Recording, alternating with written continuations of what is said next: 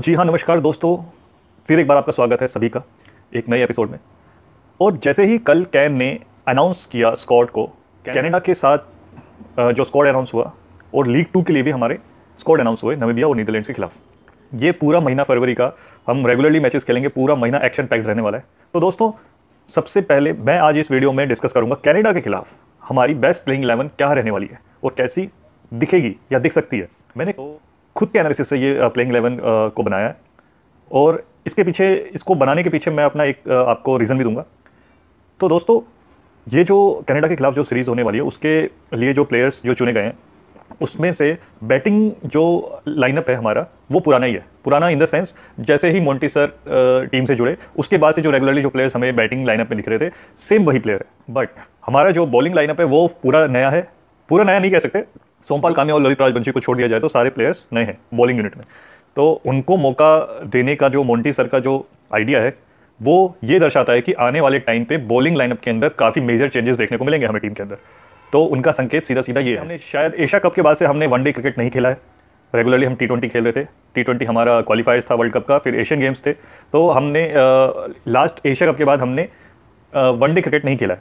तो ये टीम को कंबाइंड और कॉम्बिनेशन जो पुरानी फॉर्म में लौटने के लिए, टीम डेवलप होने के लिए भी ये सीरीज़ काफ़ी इंपॉर्टेंट है। तो देरी ना करते हुए अपनी प्लेइंग 11 पे आ जाते हैं। तो सबसे पहले हमारे ओपनर्स रहे। ओपनर्स हमारे फिक्स हैं, आसिफ शेख और कुशल भुरतेल 1 और 2 नंबर पे आपको बैटिंग करते हुए दिखेंगे। फर्स्ट चेंज इनमें से हो सकता है बाद में कुछ मैचेस में, मतलब 3 मैचेस हैं तो आपको यही दोनों दिखें ऐसा नहीं है। इनमें से आपको शायद अनिल शाह जो है वो भी दिख सकते हैं। बट मैं अभी जो इनमें से बेस्ट 11 है मैं उसकी बात कर रहा हूँ। तो आसिफ शेख और कुशल भुरतेल हमको ओपनिंग करते हुए दिखाई देंगे। फिर तीसरे नंबर पे आ जाते हैं देव खन्नाल।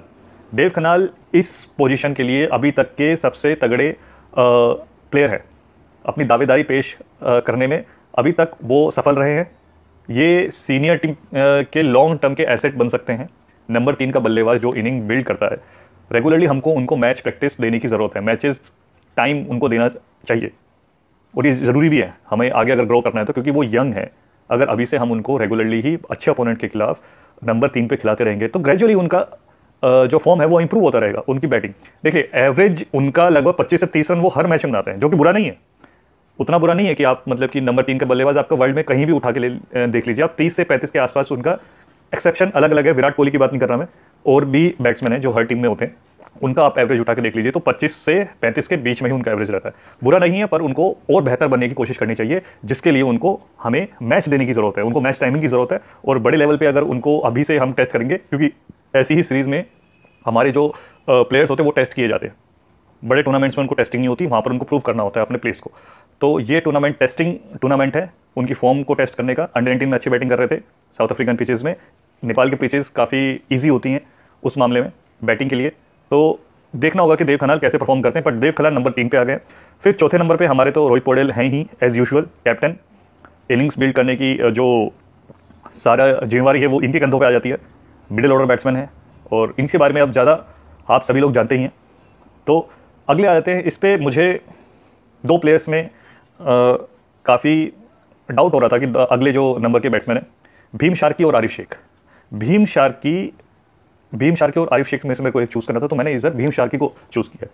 भीम शार्की को इसलिए चूज़ किया क्योंकि गाइज देखिए, फील्डिंग भी एक इंपॉर्टेंट आस्पेक्ट है आजकल की मॉडर्न डे क्रिकेट के अंदर, और भीम शार्की भी अच्छा परफॉर्म कर रहे थे लास्ट ईयर से। तो उनको मैंने एक एक्स्ट्रा एज दिया है आरिफ शेख के बदले। आरिफ शेख से यंग भी हैं और उनको हमें बैक करना ज़रूरी है। तो भीम शार्की एक अच्छे मिडिल ऑर्डर बैट्समैन भी हैं, तो उनको मैंने ये प्लेस दिया है। हमारे अगले आ जाते हैं ऑलराउंडर पवन सराफ। ये काफ़ी कंट्रोवर्शियल भी होगा, लोग सोचेंगे पवन सराफ को अपनी टीम में। देख लीजिए, नेपाल के अंदर मैच हो रहा है, स्पिनिंग कंडीशन है और हमें एक ऑलराउंडर की भी ज़रूरत है जो छठा बॉलिंग ऑप्शन भी प्रोवाइड करे। और ऐसा नहीं कि मतलब प्रॉपर बॉलर ही चाहिए उसमें, जो मतलब कम से कम आपके 5 से 7 ओवर फेंक दे। और टीम कॉम्बिनेशन के हिसाब से आपके पास 2 लेफ्ट आर्म स्पिनर है, सूर्य तमांग और ललित राजवंशी। तो आपके पास कुछ अब रिस्ट स्पिनर के नाम पे कोई प्लेयर नहीं है, लेग स्पिनर कोई नहीं है। तो आपको नेपाल के पिचेस में एक एक्स्ट्रा स्पिनर ले जाना है तो टीम के अंदर और कोई दूसरा ऑप्शन भी नहीं है। तो इसीलिए अगर लेफ्ट हैंड बैट्समैन सामने वाली टीम में होंगे, जो कि हैं भी कनाडा के अंदर, तो उनको डिस्टर्ब करने के लिए आपके पास एक ऑफ स्पिनर का होना ज़रूरी है जो कि अच्छी जगह पे बॉल फेंक सके। और साथ में वो बैटिंग भी में भी अच्छी परफॉर्मेंस दी है उन्होंने पीएम कप के अंदर। तो एक चांस उनको पवन सराफ को हमने, जब सेलेक्टर्स ने भरोसा कर लिया है तो फिर हम कौन होते हैं।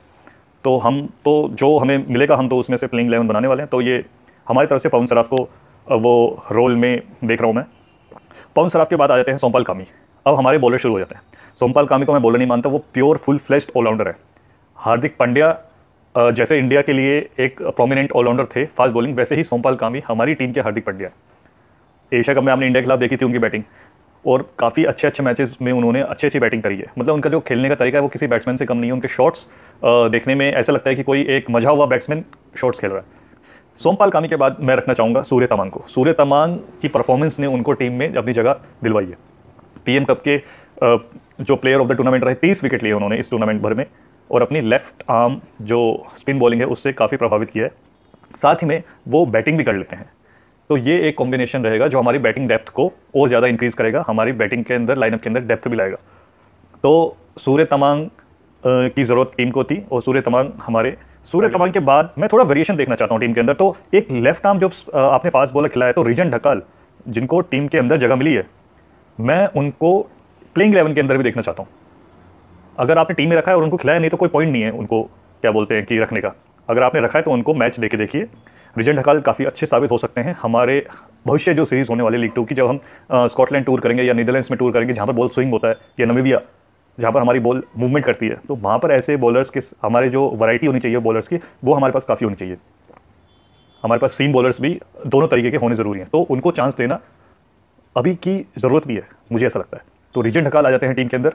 उसके बाद मैं ललित राजवंशी को रखूँगा, जो प्रोमिनेंट एक ऑफ लेफ्ट आर्म ऑर्थोडॉक्स जो बॉलिंग करते हैं, हमारे स्पिन अटैक के सबसे एक्सपीरियंस्ड प्लेयर आफ्टर संदीप। इन्हीं के ऊपर सारा प्रेशर अब आ गया है स्पिन अटैक को लीड करने का। तो ललित राजवंशी एक वो बॉलर है जो अब से हमारी टीम का स्पिन अटैक लीड करेंगे।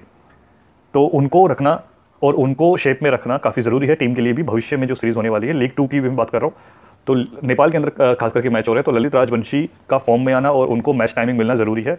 और लास्ट में मैं अपने फेवरेट बॉलर आकाश चंद को रखना चाहूँगा। आकाश चंद को अब ज़्यादा प्रूव करने की इससे ज़्यादा ज़रूरत नहीं है कि वो क्यों टीम का हिस्सा बन सकते हैं। इतनी परफॉर्मेंस के बाद, ऐसी बॉलिंग के बाद उनका टीम में आना एक स्वाभाविक बात है, और टीम मैनेजमेंट को भी उनको बैक करना ज़रूरी है। मैं सिर्फ यही सीरीज़ की बात नहीं कर रहा, हमें आगे रेगुलरली बाहर मैचेस ज़्यादा खेलने हैं। और बाहर की पिचेस आपको बताइए, साउथ अफ्रीका में अगर हमारे बॉलर्स के पास पेस नहीं है तो वो सामने वाले जो क्या बोलते हैं कि बैट्समैन उसको बीट भी नहीं कर पाएंगे। तो आकाश चंद वैसे बॉलर हैं जो आपकी बॉल स्विंग भी कराते हैं विद पेस। आज की मॉडर्न डे क्रिकेट में जनरली उनका pace up to the mark था, जो बाकी प्लेयर्स और टीम के बॉलर्स थे उनके आसपास की जो उनकी 130 प्लस रेगुलरली ही वो जनरेट करते हैं। कुछ बॉल्स वो 140 के अराउंड भी फेंकते हैं। तो आकाश चंद पे हमें इन्वेस्ट करना चाहिए और ज़्यादा, और उनकी ट्रेनिंग फैसिलिटीज़ को और ज़्यादा बढ़ाना चाहिए, उनकी कंडीशनिंग को और अच्छा करना चाहिए, ताकि वो लॉन्ग टर्म एसेट बन पाए हमारी टीम के लिए। तो आकाश चंद को मैं लास्ट में 11वें प्लेयर के तौर पर देखना चाहता हूँ। तो गाइज, ये रही पूरी 11 प्लेयर्स की लिस्ट जो कि प्लेइंग 11 हो सकती है। अब इसे मैं नहीं चाहता कि यही टीम तीनों मैच खेले, सबको चांस मिलना चाहिए। 14 के 14 प्लेयर जो जितने सेलेक्ट हुए हैं सबको एक एक मैच एटलीस्ट मिलना चाहिए। तो गाइज, इस वीडियो के लिए सिर्फ इतना ही। चैनल को सब्सक्राइब करके थोड़ा अपना सपोर्ट और अपना प्यार ऐसे ही बनाए रखिएगा।